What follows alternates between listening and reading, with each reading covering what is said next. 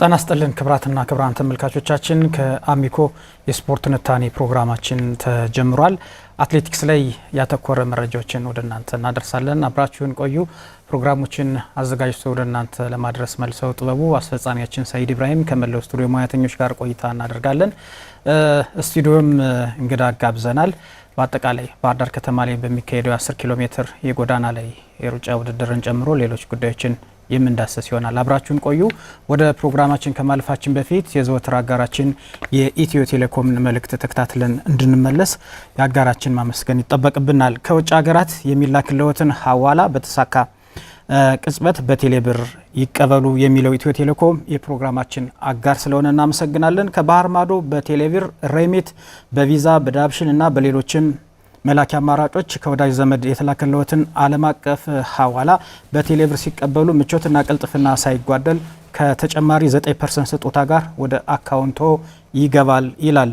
ቴሌብር ቀላል፣ ፈጣንና ምቹ አስተማማኝ ነው የሚለው ኢትዮ ቴሌኮም የፕሮግራማችን አጋር ስለሆነ እናመሰግናለን። መልእክቱን ተከታትለን እንመለስ።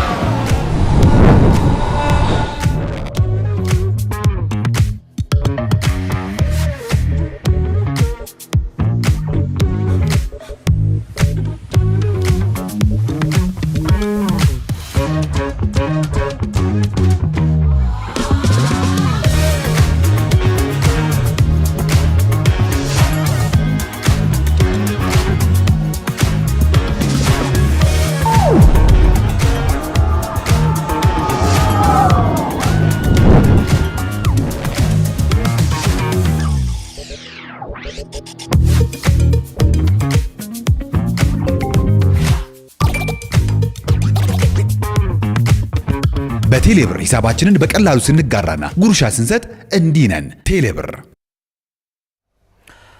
አጋራችን ኢትዮ ቴሌኮም እናመሰግናለን። እንግዲህ እንግዳችን አቶ ብስራት ለጥይበሉ በኢትዮጵያ አትሌቲክስ ፌዴሬሽን ከፍተኛ የውድድር ባለሙያ ናቸው። ስቱዲዮ ስለመጡ እጅግ አድርጌ አመሰግናለሁ። እኔም በጣም አመሰግናለሁ። መልካም።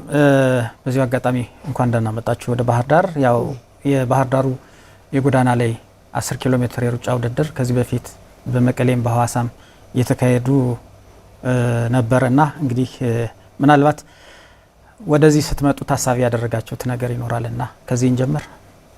መልካም። ያው የኢትዮጵያ አትሌቲክስ ፌዴሬሽን በየዓመቱ ከሚያቅዳቸው እቅዶች ውስጥ በሀገር ውስጥ የተለያዩ ውድድሮች ማካሄድ ነው። የጎዳና ላይ ሩጫ ውድድሮች፣ የትራክ ውድድሮችን ሰፋ አድርጎ በዘንድሮ ዓመት እንቅስቃሴ ሲያደርግ ቆይቶ አሁን ኦልሞስት ከዚህ በኋላ አንድ ውድድር ነው የሚቀረው። ወደ 10 ውድድር አቅደን ነበረ። ስለዚህ እስካሁን ያው የጎዳና ውድድር ውስጥ አንደኛው የኢትዮጵያ 10 ኪሎ ሜትር የጎዳና ሩጫ አዲስ መርሃ ግብር ነው። ለመጀመሪያ ጊዜ ነው የውድድር ካላንደር ውስጥ የከተት ነው። በዚህ አመት በአመቱ በሙሉ የሚካሄዱት አንደኛው ተብለው ነው የሚቀጥለው። አንደኛው ነው። አዎ በዚህ አመት በ2018 የእቅድ መርሃ ግብራችን አንደኛው ነው የሚባለው ለመጀመሪያ ጊዜ ነው። ምክንያቱም የጎዳና ውድድሮችን ሰፋ ያለ እድል ለመስጠት ለታዳጊዎች ለተወዳዳሪ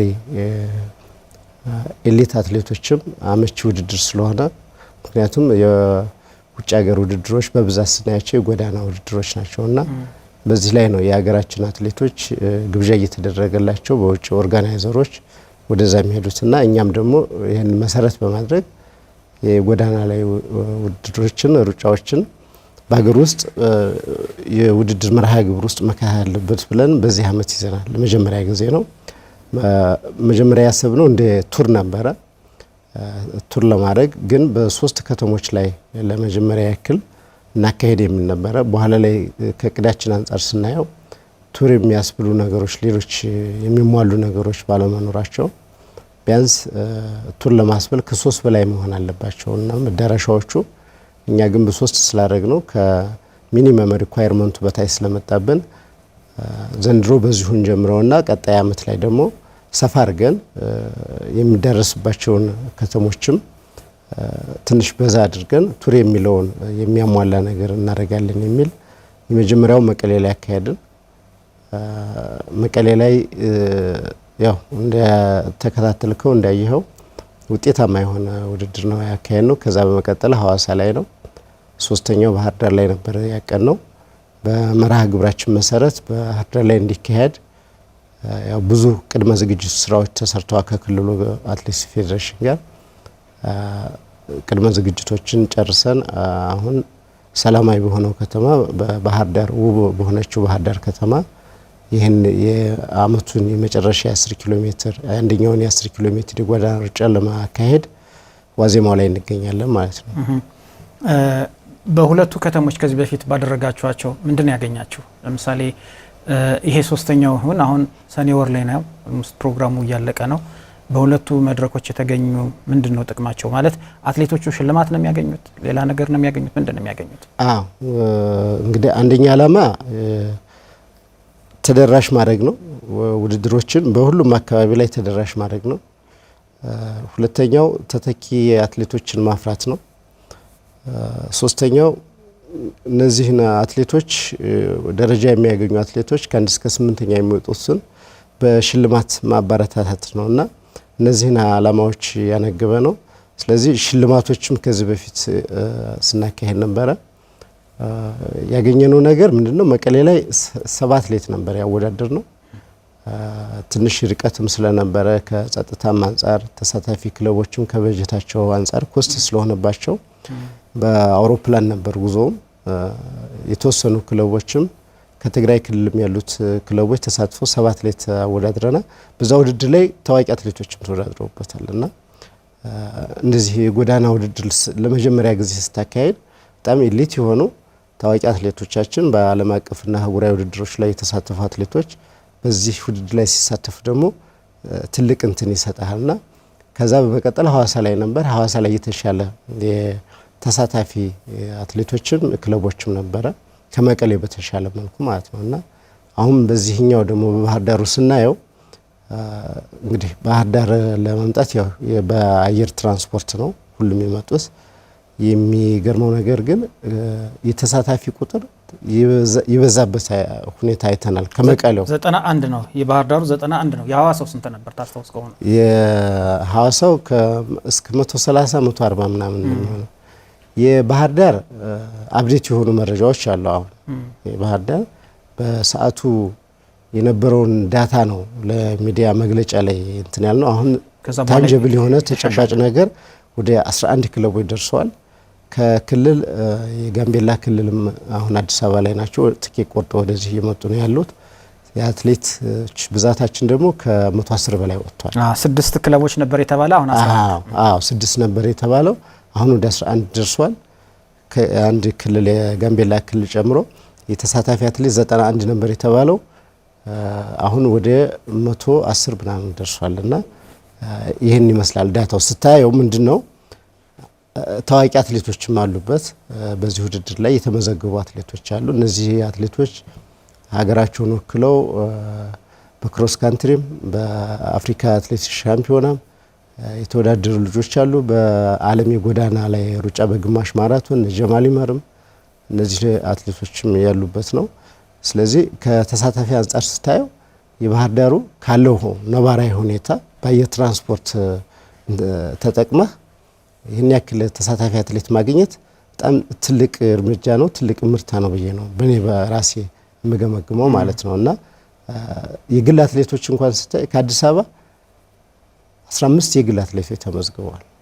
ምን ያክል ፍላጎት እንዳላቸው እንግዲህ ያው በአየር ትራንስፖርትም በምድርም የሚመጡ አናቅም፣ ግን በጣም ፍላጎት እንዳላቸው የሚያሳይ ነው። ስለዚህ ስታየው በዚህም በክልሉ አካባቢና ዙሪያ ያሉ አትሌቶች በግል እንዲመዘገቡ በግል እንዲወዳደሩ አክሰሱን ይፈጠርንላቸው ስለሆነ ብዙ አትሌቶች በግልም ተሳታፊ ይሆናሉና ተመዝግበው ይገኛሉ። ውድድሮቻቸውን እየጠበቁ ያሉበት ሁኔታ ነው። ውድድሩ ሲጀምር በቱር ነበር የጀመረው እና ቱር የሚለው መቅረቱ ያጎደለው ነገር የለም። ሀሳብ ያነሳሉ አንዳንድ ሰዎች ቱር ከሆነ ለምሳሌ የሽልማት መጠኑ ትልልቅ አትሌቶች ሊመጡ ይችላሉ የሚል እና በአትሌቲክስ ፌዴሬሽን በኩል ደግሞ አስገዳጅ የሆነ ነገር አይኖርም። ቱር መሆኑ የቀረው ለምንድን ነው የሚለውን ብናነሳ ትክክል ነው።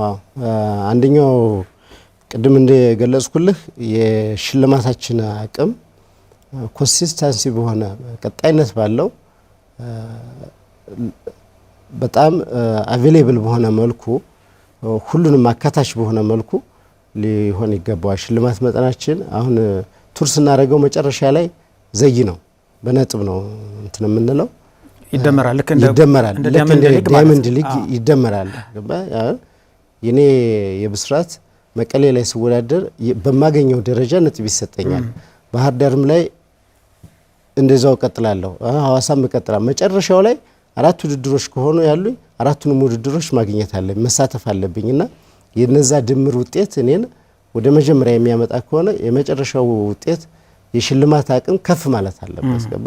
በመሀል የምትሸልማቸዋለሁ በየመድረኮቹ በየመድረኮቹም እሸልማቸዋለሁ። ግን መጨረሻ ላይ በአመቱ ስትዘጋ የነጥብ ደምረ በተለየ መልኩ ነው ሰፋ አድርገህ ሽልማትህን መጠን ከፍ አድርገህ የምታጨርሰው የምትደመድመው በዛ መልኩ ነውና ይሄን ለማድረግ ደግሞ ከበጀትም አንፃር ሰፋ ያለ በጀት መያዝ ያስፈልጋል። እቅዳችን ውስጥ መግባት አለበት። እንደገና ደግሞ ቱር የሚለው 3 ውድድሮችን ብቻ ሳይሆን ያቀፈ ሚኒመም 4 እና ከዛ በላይ መሆን መቻል አለበት። ቱር ለመባል ማለት ነው እንጂ እነዚህ ነገሮች ነው። አንደኛው የሽልማት ሁኔታ ነው። ሽልማት ቅድም እንዳልኩ በየውድድሮቹ የምትሸልማቸው ሽልማቶች አሉ። እንደገና ደግሞ ማጠቃለያ ላይ መጨረሻ ላይ ለአሸናፊዎች ዳወስ ያለ ሽልማት የምታቀርብበት ሲሆን ታዋቂ አትሌቶችም በውድድሩ ላይ እስከ መጨረሻው በየቱሩ የመወዳደር እድሉ ይኖራቸዋል። በዛ መልኩ ነው ቱር ሊያስብለው የሚችለው። የቀረበት ምክንያት ከዚህ አንፃር ነው። በሚቀጥለው ዓመት እነዚህ ነገሮች ሰፋ አድርገን አይተን በሚያሟላ መልኩ እቅድ ውስጥ አስገብተን ውድድራችን እናካሄዳለን የሚል ሀሳብ አለን። በዛም ምክንያት ይመስለኛል ለምሳሌ ሐዋሳ ላይ እነ ሀጎስ ገብረ ሕይወት ተሳትፈው ነበር፣ ትልልቅ የሚባሉ አትሌቶች። ከዛ በኋላ በጣም በዚህ ደረጃ የሚጠቀሱ አትሌቶች ወደ ሌሎች መድረኮች አልመጡም። አስገዳጅ ህግ የላችሁም? ቢቻል ትልልቅ አትሌቶች በውድድሩ ላይ እንዲሳተፉ አንደኛው የጎዳና ውድድር ሆኖ በአመቱ በተለያዩ ከተሞች የሚደረግ ከሆነ እንደ መስፈርት ሆኖ ለመመረጥም ለዓለም አቀፍ ውድድሮችም ሀገርን ለመወከልም ለምንድን ነው በዛ መስፈርት ያልተኬደው? ትክክል። አንደኛው አስገዳጅ ሁኔታዎች በእኛ ውድድሮች ላይ አለመኖር የተለያዩ ዘርፈ ብዙ ችግሮች ፈጥሮብናል። በዚህ በአንደኛው የ10 ኪሎ ሜትር የጎዳና ላይ ሩጫ ብቻ አይደለም። በአጠቃላይ ኢትዮጵያ አትሌቲክስ ፌዴሬሽን በአመት ውስጥ በሚያካሄዳቸው የሀገር ውስጥ ውድድሮች የኢትዮጵያ አትሌቲክስ ሻምፒዮናን ጨምሮ እንግዲህ የኢትዮጵያ አትሌቲክስ ሻምፒዮና ለአፍሪካ አትሌቲክስ ሻምፒዮና ምርጫ የምታካሄድበት ነው። ከ20 ዓመትና 18 ዓመት በታች ያሉ የወጣቶች የአትሌቲክስ ሻምፒዮና ለዓለም ከ20 ዓመት በታች እና ለአፍሪካም እንደዚሁ ከ18 እና ከ20 ዓመት በታች ምርጫ የምታካሄድበት አትሌቲክስ ሻምፒዮና ነው። ስለዚህ እዚህ አሁን በጣም ቻሌንጅ እየሆነብን የመጣው ምንድነው? በየውድድሮች ላይ አሁን ከበፊቱ አንጻራዊ ስታየው ታዋቂ አትሌቶችን የማስመዝገብና የማሳተፍ ሁኔታዎችን ስታያቸው ከባለፈው ለውጥ አለው።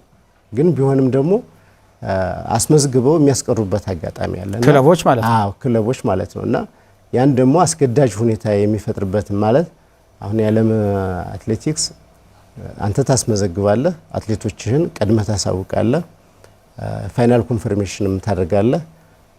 ዊዝድሮዋል ስጠይቅ ምክንያታዊ ነው መሆን ያለበትና ምክንያታዊ ከሆንክ ደግሞ ዊዝድሮዋል መጠየቅ ትችላለህ።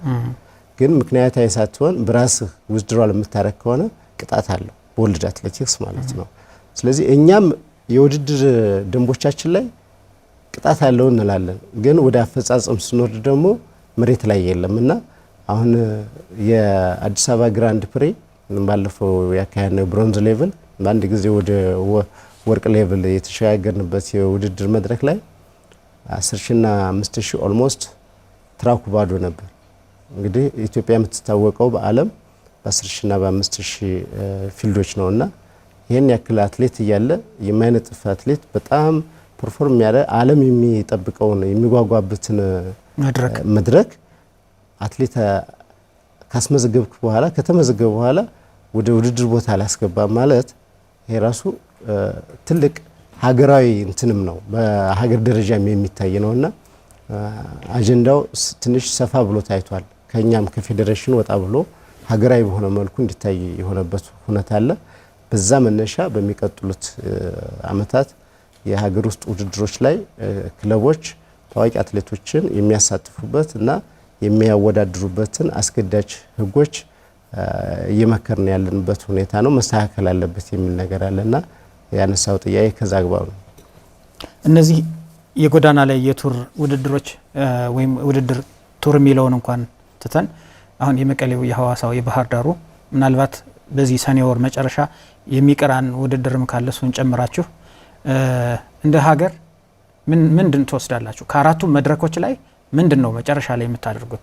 ሽልማት ሸልማችሁ አሸናፊዎችን እውቅና ሰጣችሁ መበተን ወይስ መጨረሻ ላይ በአመቱ መጨረሻ ምን አይነት እንደ አትሌቲክስ ፌዴሬሽን ነገር ስራ ይከናወን ይሆን? ከዚህ ከተጨባጭ ከውድድሩ ከሚገኘው የመጨረሻ ቅድም እንደገለጽኩልህ ነው። ቱር ቢያስብል መጨረሻ ላይ የሽልማቱ መጠንና አሸናፊዎች በነጥብ ተለይተው በተለየ መልኩ ሽልማት የምታካሄድበት ነው።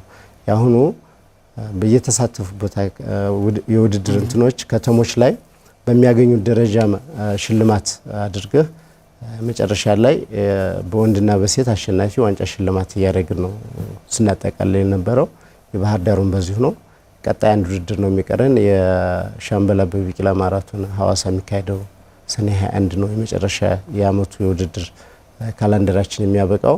ስለዚህ አሁንም በባህር ዳር ነገ ሰኔ 7 የምናካሄደው ውድድር ልክ ሐዋሳና መቀሌ ላይ እንዳካሄድ ነው ውድድር ተመሳሳይ አይነት ነው ይዘት ያለው እንጂ የተለየ ነገር የለውም። ቅድም እንዳልከው ቱር የሚለው መጨረሻ ላይ ሲዘጋ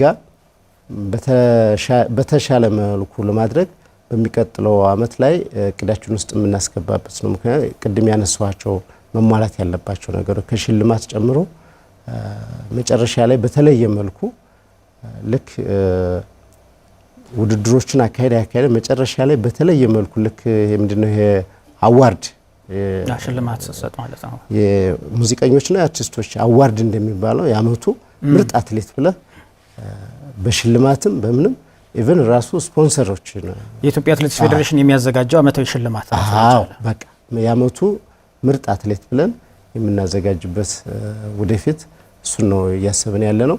ያሁኑ ግን በተጀመረበት ነው የምንጨርሰው። በዚሁ አግባብ ነው የምንሄደው። የተለየ ነገር የለውም።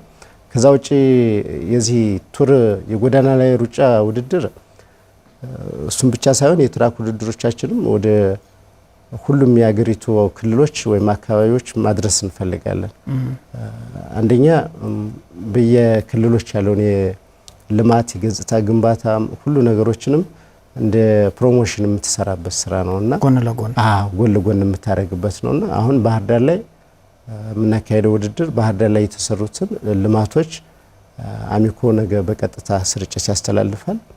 ስለዚህ ይህን ውድድር ስናካሄድ ባለችን ሰዓት ውስጥ ፕሮግራም ውስጥ አሚኮ የቀጥታ ስርጭቱን ተጠቅሞ በከተማ ውስጥ ያለውን ልማቶች ለህዝቡ ተደራሽ ሲያደርግ ወደዛ አካባቢ ምን አይነት እንትን እንዳለ ብዙ ሰው ብዙ እውቀትና ግምጋሜ ወደ መገምገም ደረጃ የሚደርስበት ነው። ግንዛቤ የሚይዝበት እንትን ስለሆነ በሁሉም አካባቢ ስንሄድ ከተሞቻችን ማስተዋወቅ ነው አንደኛው። ሁለተኛ ባህልም በማንኛውም ነገር በአትሌቶቻችን ውስጥ የመጋራት ነገሮች እንዲኖሩ ያን አሴት ያደረገ ውድድር ስለሆነ በሚቀጥለውም ሰፋ አድርገን ነው የምንሄድበት። እስኪ ከዚህ ከውድድሮቹ ጎን ለጎን አንዳንድ ተጨማሪ ሀሳቦችን እናንሳ። የኢትዮጵያ አትሌቲክስ ፌዴሬሽን እንግዲህ በቅርቡ ሪፎርም አዘጋጅቶ ወይም የለውጥ ስራዎችን ጥናት አድርጎ ወደ ተግባር ከገባ ወዲህ እንዴት አገኘው ለውጡን? ምን ይመስላል? አሁን ቀጣይ ትልልቅ ውድድሮች በዓለም ሻምፒዮና፣ በኦሎምፒክ፣ ሌሎች አህጉራዊ ውድድሮች ምናምን ይመጣሉና አሁን በአጠቃላይ በእናንተ ስራ ምን ይመስላል? ምክንያቱም እርሶ የኢትዮጵያ አትሌቲክስ ፌዴሬሽን ከፍተኛ ውድድርና የውድድር ባለሙያ ነዎት። ቀጥታ ከዛ ጋርም ግንኙነት ስላለው ማለት ነው። አዎ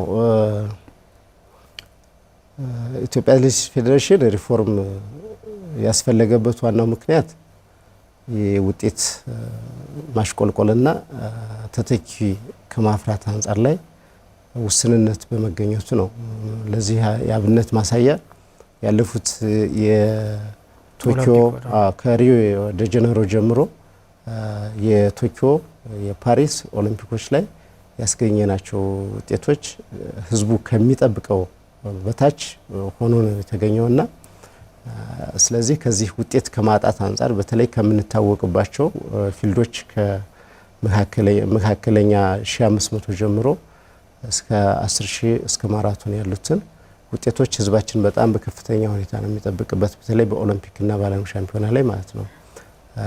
ከዚህ አንጻር በዛ በተመዘገበው ውጤት ማሽቆልቆል ወይም ውጤት ማጣት እንደገና ደግሞ ተተኪዎች ላይ አለመስራት እነዚህ ተደማምረው የኢትዮጵያ አትሌቲክስ ፌዴሬሽን ወደ ሪፎርም ገብቷል። ስለዚህ በዚህ አግባብ እስካሁን ያው ሪፎርሙ መዋቅራዊ እንትኑ ተሰርቶ በጠቅላላ ጉባኤ ጸድቋል። አሁን ቀጥታ ወደ አፈጻጸም የሚገባበት ሂደት ላይ ነው ያለው። ስለዚህ ከሪፎርሙ ዋናው የኢትዮጵያ አትሌቲክስ ፌዴሬሽን እንደ ተቋም መገንባት ነው።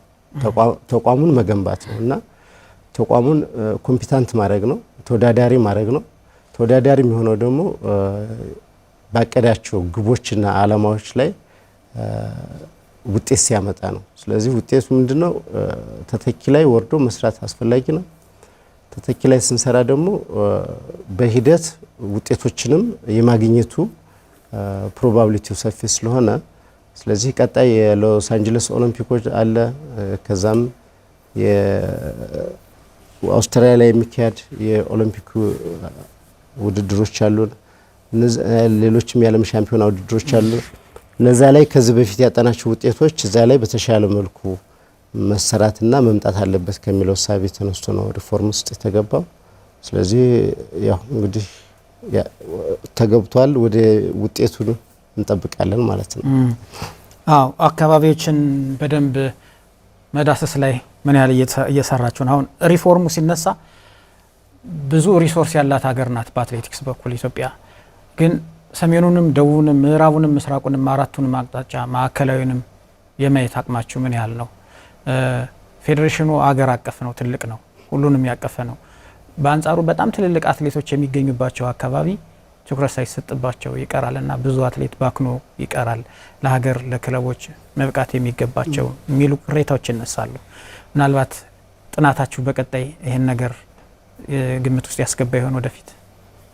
አዎ እንግዲህ ያው ሪፎርም ስትል ባለፈው አሰራር ፌሌሪቱ በጣም እየጨመረበት ሲመጣ ውድቀቱ እየጨመረ ሲመጣ ወደ ተሻለ ነገር ሪፎርም ትራንስፎርም ለማድረግ ነው ገባ እና አሁን ያነሳቸው ጥያቄዎች በሁሉም አካባቢ ፌር በሆነ መልኩ ተደራሽ ባደረገ መልኩ ችግሮችን ይፈታል ተብሎ ነው ወደዛ የተገባውና እኛም እንጠብቀው እንደዛ ሪፎርም ተሰራበት አግባብም በዛ መልኩ ነውና አፈጻጸሙን ያው እኛም እንደ እናንተ እየተከታተል በኋላ ላይ ውጤቱን የምናየው ይሆናል የሚል ነው። ወደ ስራ አልተገባም። አሁን ሪፎርም ዋቅሩ ተሰርቶ በጠቅላላ ጉባኤ ጸድቆ ያለበት ሁኔታ ነው። አሁን ያለውን ሂደት ወደፊት አብረን ብናየው ይሻላል። ጥሩ። ክብራትና ክብራን ተመልካቾቻችን ከአሚኮ የስፖርት ትንታኔ ፕሮግራማችን እየተከታተላችሁ ትገኛላችሁ። ከኢትዮጵያ አትሌቲክስ ፌዴሬሽን ከፍተኛ ባለሙያ ከሆኑት ከአቶ ብስራት ለጥበሉ ጋር እያደረግን ያለው ውይይታችን ይቀጥላል። የዚህ ሰዓት አጋራችን ደግሞ ኢትዮ ቴሌኮም ነው። ከውጭ ሀገራት የሚላክለትን ሐዋላ በተላከለት ቅጽበት በቴሌብር ይቀበሉ የሚለው ኢትዮ ቴሌኮም የፕሮግራማችን አጋር ስለሆነ ከልብ እናመሰግናለን። ከባህር ማዶ በቴሌብር ረሚት፣ በቪዛ፣ በዳህብሽና በሌሎችም የመላኪያ አማራጮች ከወዳጅ ዘመድ የተላከለትን ዓለም አቀፍ ሐዋላ በቴሌብር ሲቀበሉ ምቾትና ቅልጥፍና ሳይጓደል ከተጨማሪ 9% ጋር ስጦታ ጋር ወደ አካውንቶ ይገባል ይላል። ቴሌብር ቀላል ፈጣንና ምቹና አስተማማኝ ነው የሚለው ኢትዮ ቴሌኮም የፕሮግራማችን አጋር ስለሆነ እናመሰግናለን። መልእክቱን ተከታትለን እንመለስ። ተመልካቾቻችን ከጧት ጀምሮ ሲያስቡበት እንደቆየው ተሳክቶለት ከቢሮ ሾልኮ ቢወጣ ይመስላል። ሁሉም ተመልካችና ደጋፊ ጥያቄ ነው። አዎ እያታለለ ነው ቢወጣ ይመስላል። እያታለለ ነው አይደለም። አለቃው ወጥታለች። ምትይዞ ይመስላል። ያመለጠ ይመስላል። አሁንም እያታለለ ነው። እንደፈራ ነው። በሩ ጋር ሲደርስ ተያዘ። ይሄ ማስጠንቀቂያ የሚያሰጠው ይመስላል። ቢጫ ካርድ ዕቃ ልግዛ በሚል ተልካሻ ምክንያት ከስራው ሊወጣ የነበረው የቢሮ ሰው ቢጫ ካርድ አይቷል። ቢጫ ካርድ። እሱስ ምን አስወጣው? እዛው ቢሮ እንዳለ አያስብ ነበር። ቢሮ እያለን ያልከው? አዎ መቼም በዚህ ጊዜ ቴሌብር ማይጠቀም የለም። አዎ ቴሌብር ላይ በሚገኘው ዘመን ገበያ የሚያስፈልገው ማንኛውንም አይነት ነገር ቢሮ ድረስ ሸምቶ በቀላሉ ማድረስ ይችላሉ። ታዳሚዎቻችን የዲጂታል ኢትዮጵያ ግብይት መዳረሻ በሆነው ዘመን ገበያ ውስጥ የገባ ይመስላል።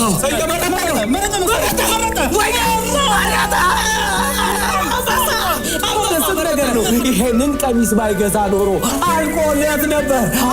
የቅድሙ ማስጠንቀቂያ ትምህርት የሆነ ይመስለኛል። ደረሰ። ተመልካቾቻችን ቀሚሱ ቢሮ ደረሰ። ከተባለ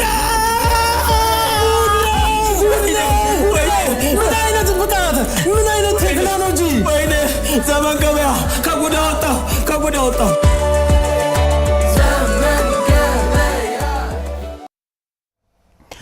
አጋራችን ኢትዮ ቴሌኮምን ከልብ እናመሰግናለን። ውይይታችን አሁንም ይቀጥላል። የኢትዮጵያ አትሌቲክስ ፌዴሬሽን የውድድር ከፍተኛ ባለሙያ አቶ ብስራት ለጥበሉ ከኛ ጋር አሁንም ይቀጥላሉ። እስኪ እንግዲህ ከውድድር ጋር በተገናኙ ያሉ ጉዳዮችንም በድጋሚ እናንሳ። እስኪ አቶ ብስራት ምናልባት የኢትዮጵያ አትሌቲክስ ሻምፒዮና በየዓመቱ ውድድር የሚከናወንበትና ትልልቅ አትሌቶች አገርን የሚወክሉ አትሌቶች የሚገኙበት መድረክ ነው። ምናልባት ከዚህ በኋላ የትራክ ችግሮች እንደተቀረፉ እየተሰማ ነው። በክልል አካባቢዎችም የተሻለ መሰረተ ልማት አሁን እየመጣ ነው። ለምሳሌ የባህር ዳር ብሔራዊ ስቴዲየም ብንመለከት በጣም ያማረ የመሮጫ ትራኮች አሉት ነው እና ተመሳሳይ ውድድሮች በክልሎች አካባቢ ተዟዙሮ የማድረግ ሁኔታ የአትሌቲክስ ፌዴሬሽን በምን እቅድ ይታይ ይሆን? ትክክል ነው። በዚህ አመት የኢትዮጵያ አትሌቲክስ ፌዴሬሽን አንኳር የሆኑ ጎላ ያሉ ተግባራቶችን ያከናወነበት ዓመተ ምህረት ነው። አንደኛው የአዲስ አበባ ግራንድ ፕሪ ኢንተርናሽናል ዋን ዴይ ሚቲንግ ብሮንዝ ሌቭል ያካሄደበት ነው። ከዚህ ውድድር ተነስቶ ለቀጣይ አመት የጎልድ ሌቭል ላይ ወርልድ አትሌቲክስ እውቅና የሰጠበት ነው። በዚህ ውድድር በጣም ሪማርኬብል የሆኑ ስራዎች ተመዝግበዋል። ባለሙያዎች ያላቸውን አቅም ማሳይተዋል። ከዚህ ተነስቶ የዓለም ሻምፒዮና ማዘጋጀት እንደሚቻል ሀገሪቱ ላይ ያዩት የዓለም አትሌቲክስ ስታፍ ሜምበሮች የውድድር ዳይሬክተር ጀምሮ ኢትዮጵያ የዓለም ሻምፒዮናን ማዘጋጀት ቀጣይ 29 እና 30 ላይ ማዘጋጀት እንደምትችል በተለያዩ የጉብኝት ስራዎች በተደጋጋሚ ወደዚህ አገር በዚህ አመት ይመጡበትና ያረጋገጡበት ሁኔታ ነው ያሉትና አንደኛው የኢንፍራስትራክቸር ነው። እንደዚህ አይነት ውድድሮችን ለማካሄድ ለማዘጋጀት ኢንፍራስትራክቸር ነው የሚያዩት። ኢንፍራስትራክቸር ደግሞ መንግስት በዚህ አመት በተለይ ለአትሌቲክስ የጀርባ አጥንት ሆኖ የሚሰራው የፋሲሊቲ የትራክ አንደኛው ፕሮብሌም ነበረ።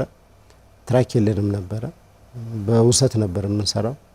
ወደ ኢትዮጵያ ስፖርት አካዳሚና ወደ አሰላ በመሄድ ነበር ውድድሮችን ስናካሄድ ነበረው።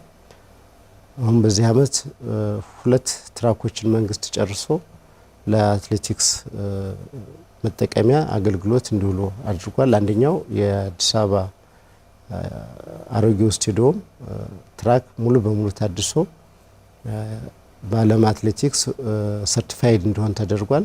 ሌላው የአደይ አበባ ስቴዲየም ጋር ተያይዞ የማሟሟቂያ ቦታ አካባቢ ላይ እንደዚሁ የዓለም አትሌቲክስ ሰርቲፋይድ ያደረገው ትራክ አለ።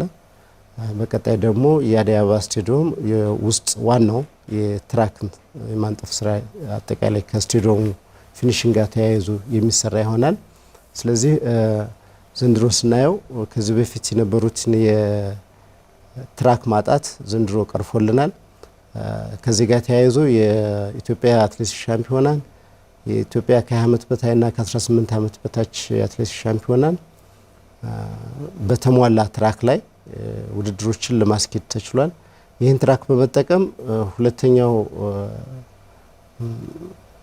ሁለተኛው ጠቀሜታው የታይምትሮኒክስ መጠቀም ነበረ። ስለዚህ እነዚህ ትራኮች በመኖራቸው የነበረውን ታይምትሮኒክስ ማኒፑሌት በማድረግ የሰው ኃይል በማብቃት ስልጠናዎች እንዲያገኙ በማድረግ የውስጥም ከፌዴሬሽኑ ባለሙያዎችን ከፌዴሬሽኑ ውጭ ያሉትንም ኤክስፐርቶች ተጠቅሞ የቴክኖሎጂ የእውቀት ሽግግርም እንዲደረግ ተደርጓል። ችግር ነበር ከዛ በፊት ታይምትሮኒክስ ከመምጣቱ በፊት። ከዛ በፊት አንደኛ ታይምትሮኒክሱ የተሟላ አልነበረም፣ በብልሽትም እንትን ያሉ ነበሩ። ከዛ ከውጭ የሚመጡትን ባለሙያዎች የተሟላ እውቀት አልነበራቸውም። ለኮርሱን እንትን ሲሉ ቴክኖሎጂውን ሲያስተዋውቁ በተለያየ መልኩ የራሱ የሆነ ሊሚቴሽን ነበረው።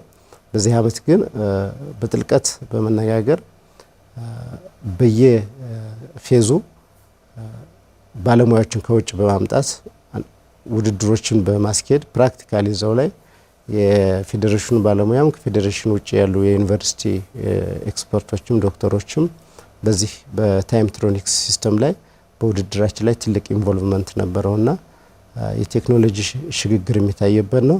አሁን ሙሉ በሙሉ የታይምትሮኒክስን ማኒፑሌት ኢንስታሌሽኑንም ኦፕሬት የማድረግም በአጠቃላይ በአገር ውስጥ ባለሙያዎች የሚቀጥሉት ውድድሮች ይካሄዳሉ ብለን እናምናለን። በቂ የሆነ እውቀት የተገኘበት እና አጠቃላይ የውድድራችን ስታንዳርዶችም በዓለም አትሌቲክስ መስፈርት ውስጥ እንዲገቡ የሆነበት ሁኔታ ነው። የኢትዮጵያ አትሌቲክስ ሻምፒዮና ውጤቶች በሙሉ በዓለም አትሌቲክስ የተመዘገቡ ማንኛውም አትሌት ገብቶ ጎግላሩ ወይ ዓለም አትሌቲክስ ላይ ገብቶ ውጤቱን ማግኘት ይችላል። ወደ ኢትዮጵያ አትሌቲክስ ፌዴሬሽን መጥቶ ውጤት ሰጠኝ ብሎ አይጠይቅም።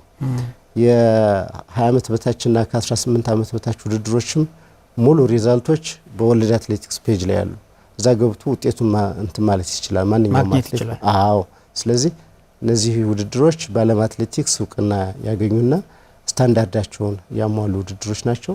በቀጣይም ሌሎች የትራክ ውድድሮችን እንደዚህ ሰፋ አድርጎ በማቀድም ቅድም እንዳልኩ በሁሉም አካባቢ ተደራሽ ለማድረግ ክልሎች ላይ ምርጥ ትራኮች አሉን። የባህር ዳር ስቴዲየም አንደኛው ቅድም እንዳነሳው አብነት ነው።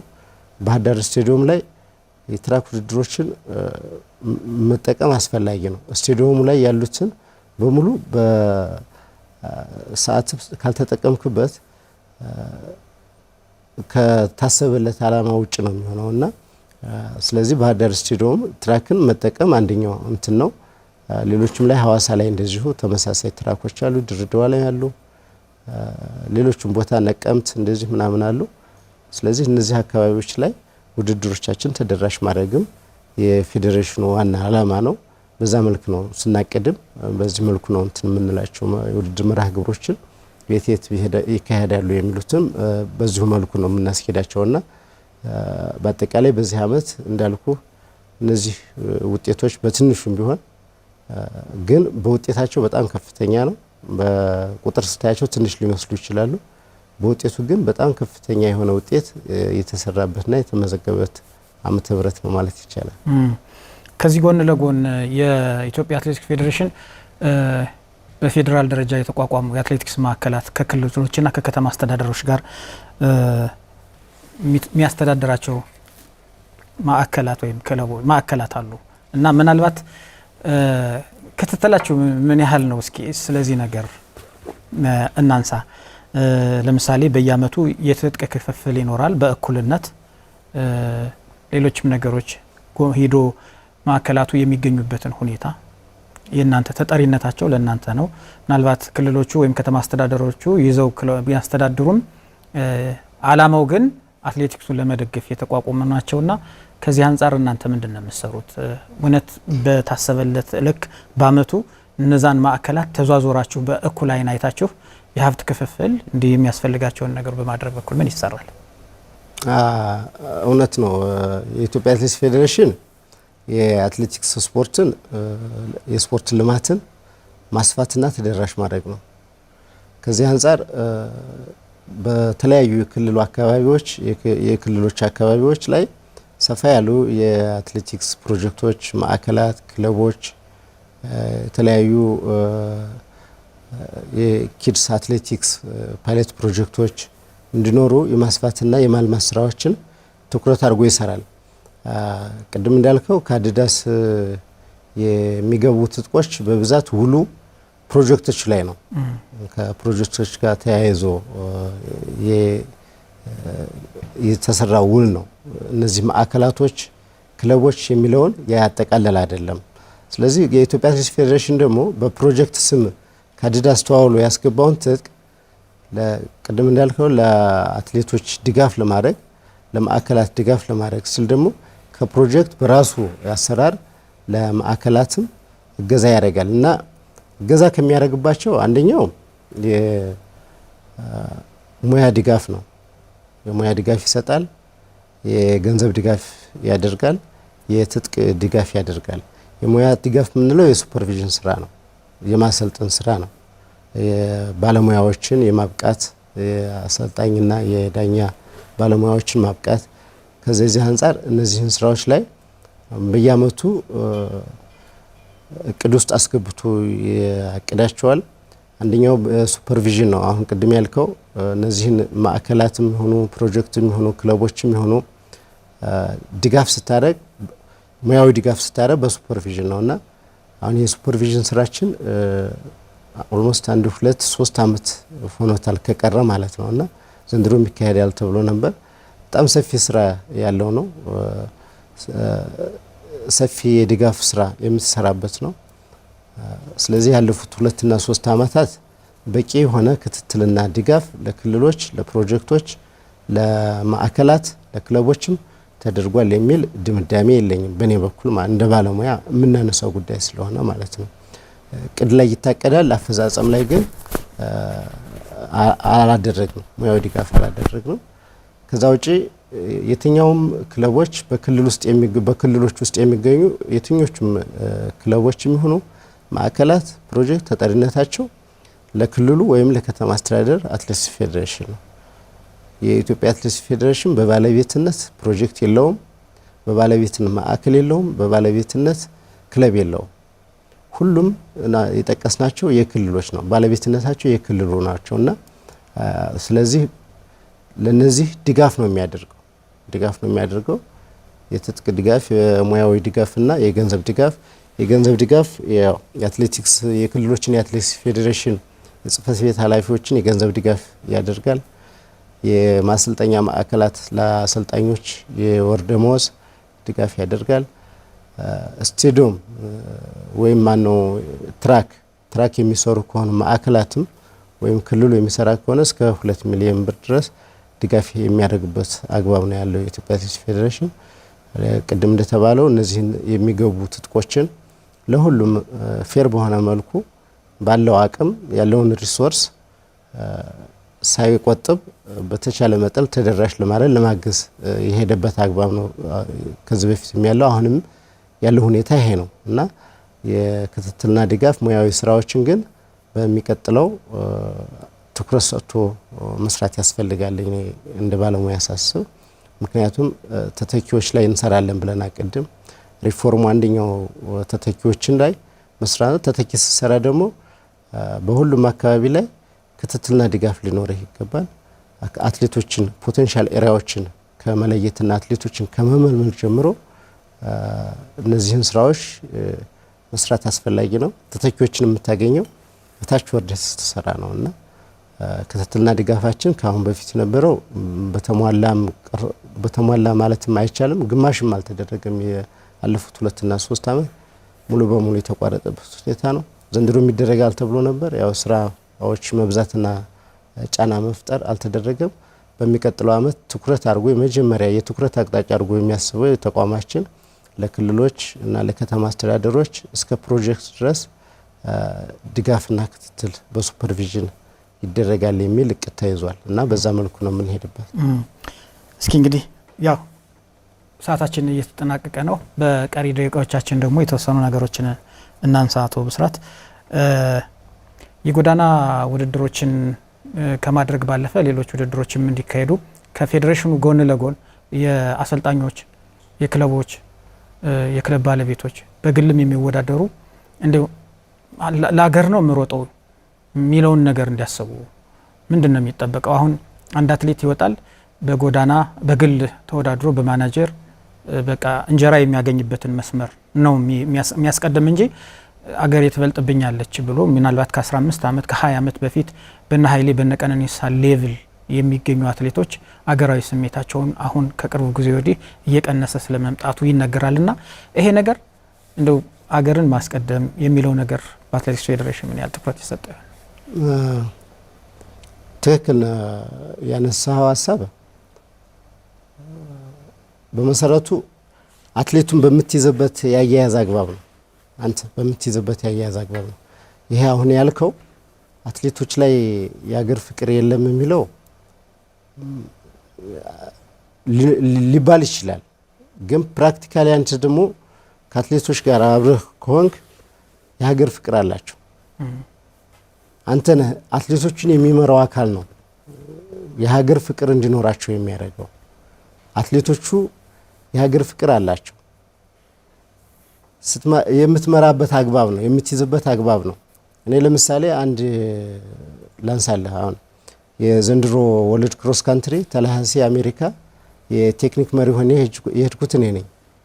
እነዚህ አትሌቶች ሱሉልታ ነበር ካምፕ ያደረጉት 45 ቀን ማለት ነው። እነዚህ አትሌቶች አንድ የሆነ የጋራ የሆነ መንፈስ እንዲኖራቸው ተደርጓል። እዛ ላይ ውጤት እንዲያመጡ ግብ ተቀምጧል።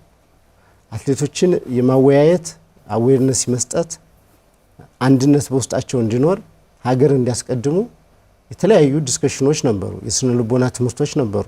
ስልጠናቸው ሁሉም አትሌት በአንድ እቅድ ውስጥ እንዲገባ ተደርጓል እና እነዚህ አትሌቶች ኮቹ መጀመሪያ ኮቹን ታወያያለ። ኮቹ ወደ አንድ ሲመጣ አትሌቶቹ ወደ አንድ ያደርጋቸዋል እና አሰልጣኙም በአንድ ነበር የሚሰራው፣ በአንድ እቅድ ነበር የሚሰሩት። አንድ የጋራ የሆነ እቅድ እንዲኖራቸው ተደርጓል። የጋራ እቅድ አውጥተዋል፣ አላማ አስቀምጠዋል። አትሌቱ በአንድ እቅድ እንዲሰለጥን ተደርጓል። ያም ሆኖ በክሮስ ካንትሪ ታሪክ በጣም ሚራክል የሆነ አቺቭመንት ተመዝግቧል።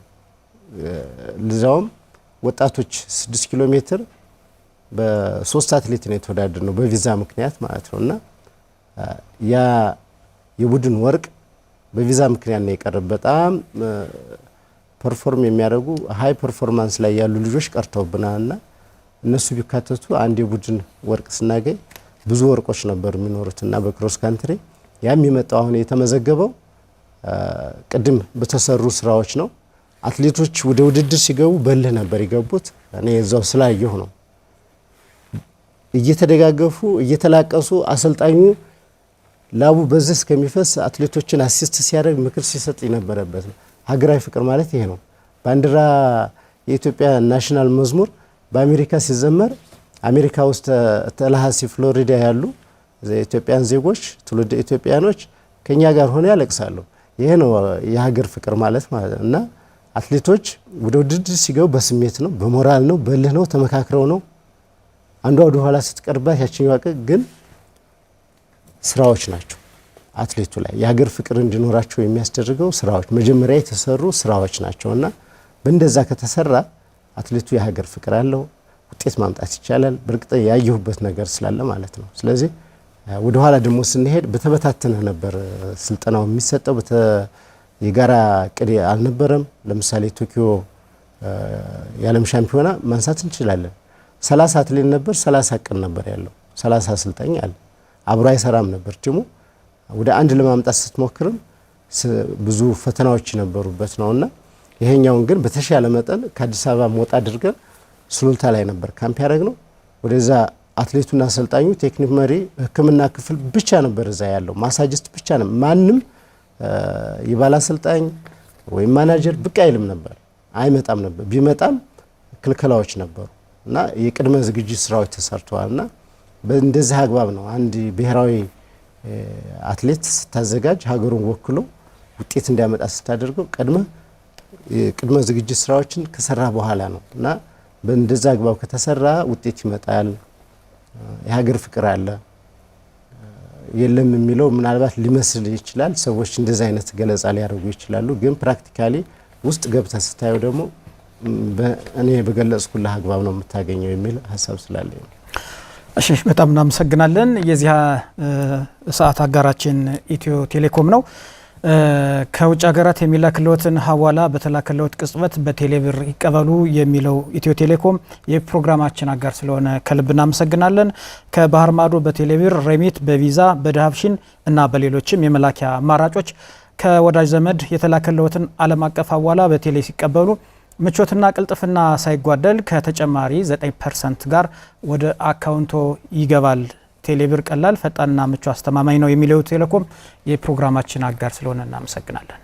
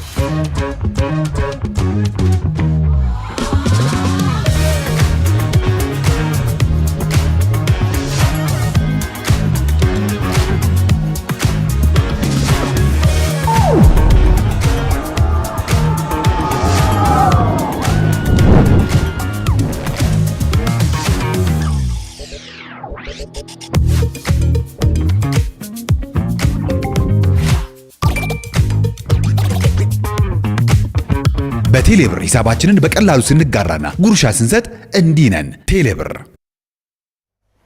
የዚህ ሰዓት አጋራችን ኢትዮ ቴሌኮምን ከልብ እናመሰግናለን። ክብራትና ክብራን ተመልካቾቻችን ከአሚኮ የስፖርት ትንታኔ ፕሮግራማችን እስካሁን የተከታተላችሁትን ይመስላል።